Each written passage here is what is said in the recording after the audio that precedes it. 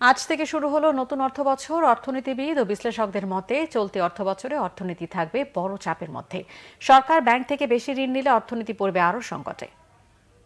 2024-25 অর্থবছর চাপের ভিতরে থাকবে। মূল্যস্ফীতি খুব দ্রুত নেমে আসার আমি কোনো সংকেত দেখছি না।